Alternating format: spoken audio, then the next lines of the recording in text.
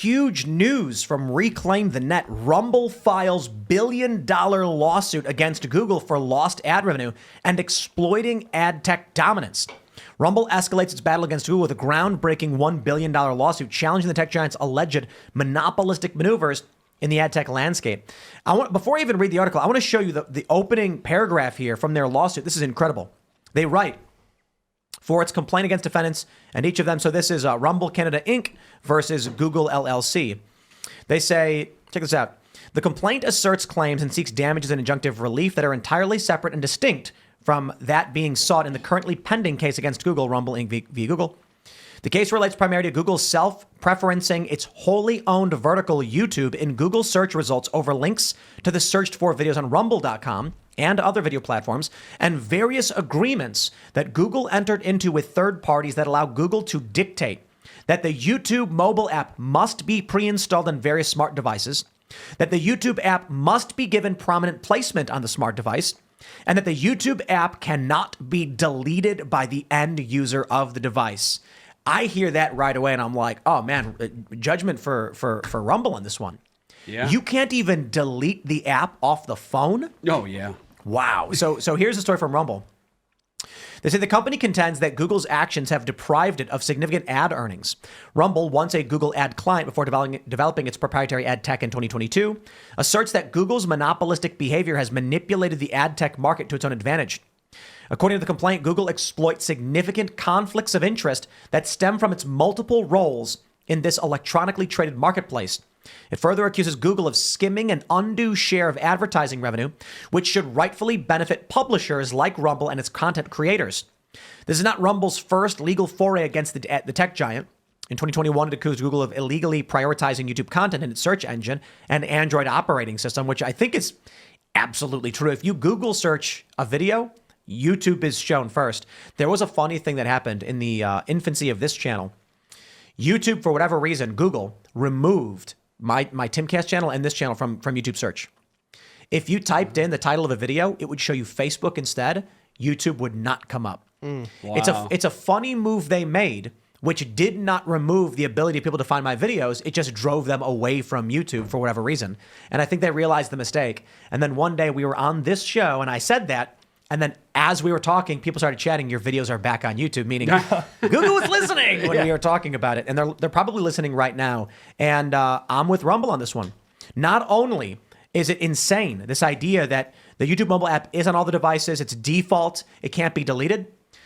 YouTube, reportedly, Alphabet subsidizes YouTube with extra cash to make their model function better.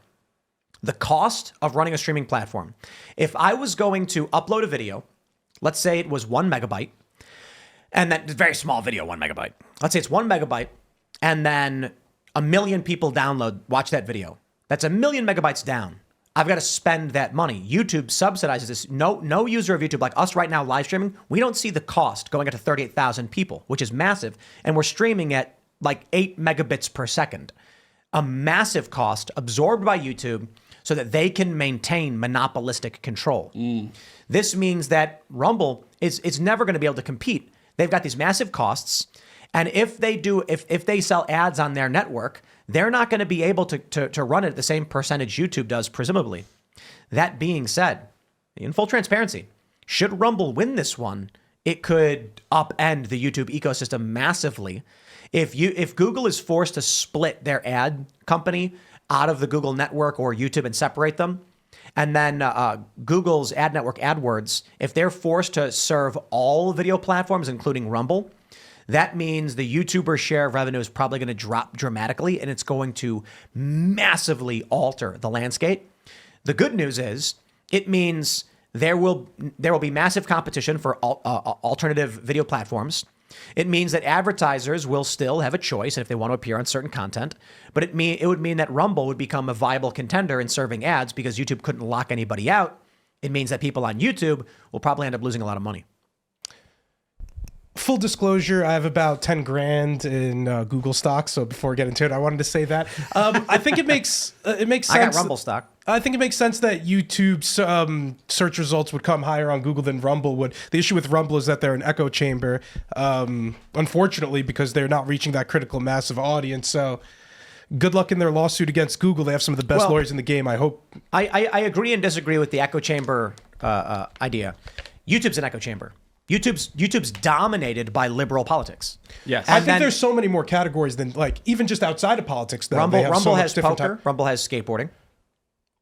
Rumble's like if I pull up RumbleNet right now, they have SLS. Yeah, but like I'm thinking about the amount of users, amount of videos, amount of communities that exist. Well, small company on the platform. Yeah, it's hard. So. YouTube is massive. I mean, they led the way on this video thing for a long time, and they have content that I don't know that Rumble has yet. But you're right. It's really hard to go up against Google. The end of the day, though. Monopolistic type endeavors are always bad for innovation. Yeah, they just are, right? Is Rumble even innovating though? They really just a copy and paste of YouTube. The real innovator would be like TikTok and their algorithm because that's a video platform. Yeah, I mean, if YouTube had a monopoly, then I don't know if TikTok would have I'll just say real quick, Rumble is dominated by news and podcasts. Definitely, yeah.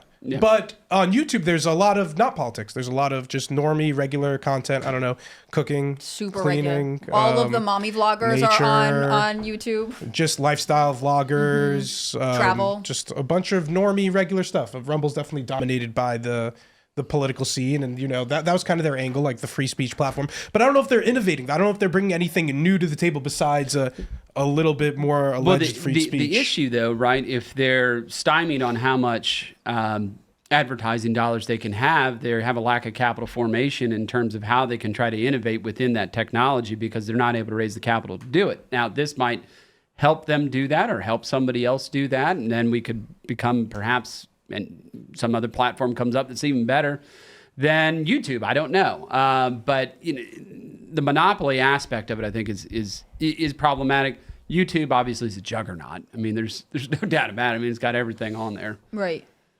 What do you think West Virginia's role in terms of technology innovation is? Because at one point, this is sort of an off-topic question, but at one point I had seen that Wyoming was pushing to become sort of the crypto mining capital of the world because they have so much coal. Yeah. Where is West Virginia in sort of all of this? Because I've also known that West Virginia struggles with like internet infrastructure. Yeah, so we were actually, we have talked to some crypto people, particularly miners, and because we have excess energy. Right. We have a massive amount of excess energy in West Virginia, particularly from coal and natural gas, and we generally export it out of states, and then they consume it.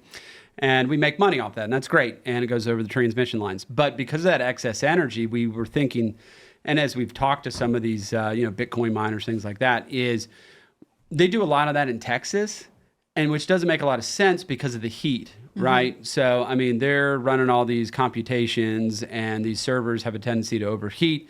What we were looking at doing was trying to put these in abandoned coal mines, which on average are about 55 degrees. Wow. They're quite a bit cooler.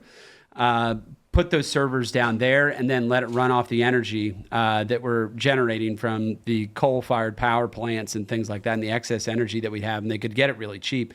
So this is a conversation we've been having a lot with different cryptocurrency companies, Bitcoin miners, things like that. So it is something that we're trying to incentivize and or rather enter into conversations with them to say, look, West Virginia's a great place to do this. We got a good climate for it. We got excess energy. Yeah. And we certainly are a place that believes a lot in freedom, and we were not going to bother you. Because I wonder about that.